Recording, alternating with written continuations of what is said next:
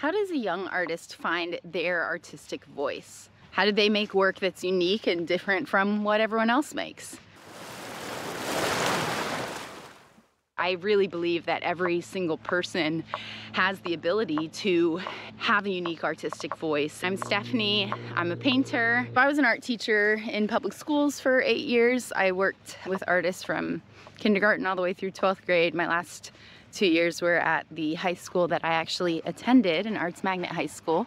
For those artists who were older and so skilled and really trying to contribute something unique to the art world, they always had the task of moving past the artists they study, all the artists they're inspired by, whose work they love, and making work that is their own. So if this is something you're working on right now, I'm really glad you're here because it's a journey and it takes a lot of input from a lot of different sources to figure it out. And I think we can figure it out together. So first thing, of course, is copying. This is just an important step in knowing everything that's out there. So copying technique is huge if you're someone that's trying to become a technically talented artist and can do realism and draw and paint lifelike subject matter. Then of course you have to start drawing and painting from life, but then also copying people who do it well. So you'll learn how they see and how they draw and they paint. An artist that comes to mind when it comes to painting is John Singer Sargent. Yeah, he's old school, but he is such a skilled painter.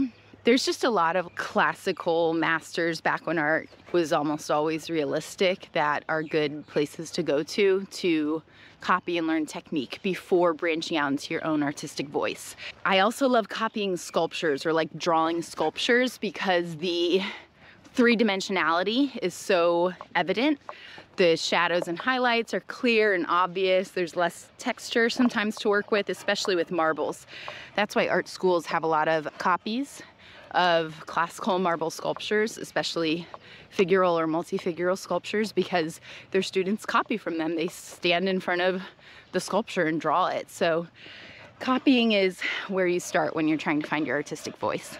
Next, getting your inspirations together, like finding everyone who you love and analyzing them. Sometimes it's a folder on your computer or your phone that's got a bunch of work by artists you love. Maybe it's just the artists you follow on social media, but noticing what all those artists have that you love in their work, you can infuse that into your own work. So after copying the work of the masters, you can start to find artists both from the past and the present, contemporary artists who inspire you, and their voice can become part of your voice.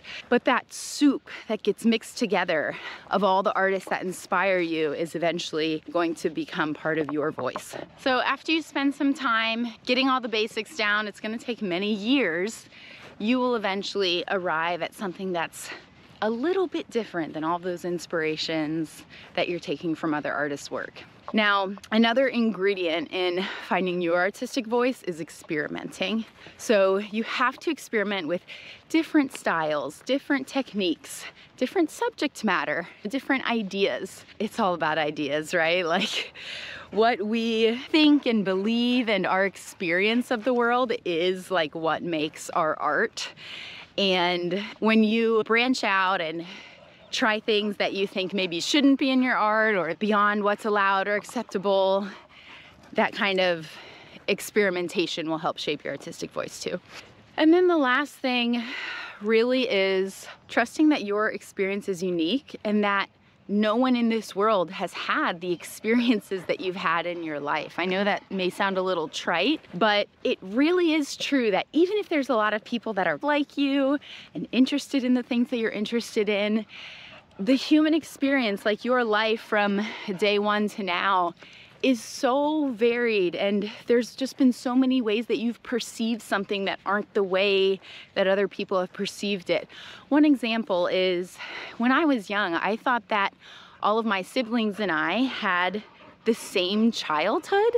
Like we had the same parents, we lived in the same house, we did the same things, like we had the same schools. Didn't we have the same experience? But as an adult, I know that my experience of my childhood is drastically different than my siblings.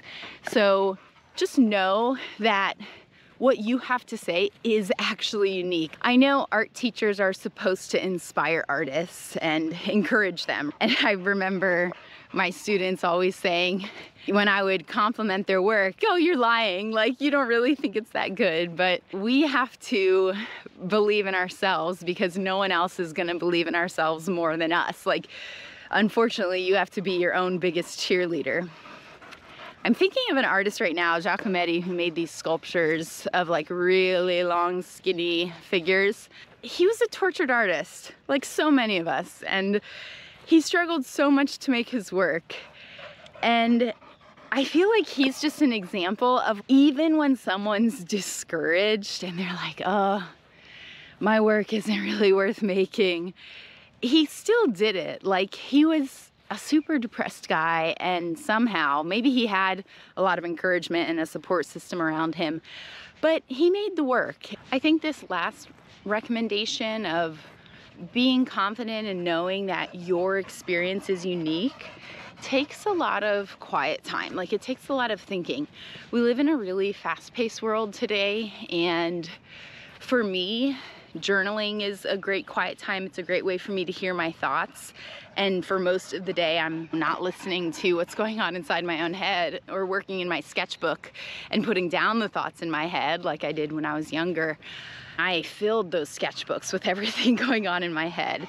Those are great ways to know your unique experience of the world and to see them on paper. So I guess the last step is really to give yourself the time and space to reflect on your unique experience, right? Like in teaching, after a student learns something, it's good for them to reflect on it because that solidifies the learning. So if you're spending time learning about what makes you unique, maybe writing stories from your childhood, maybe writing down experiences that you've had in your life, or even just the thoughts you think, they are unique. The more you reflect on those things, the more you put them down on paper, the more they'll stick and really feel like a part of your unique story and your unique artist voice. So I hope this was helpful. I really believe that every single person has the ability to have a unique artistic voice. It takes some time to find that. A lot of people just stop when they are copying.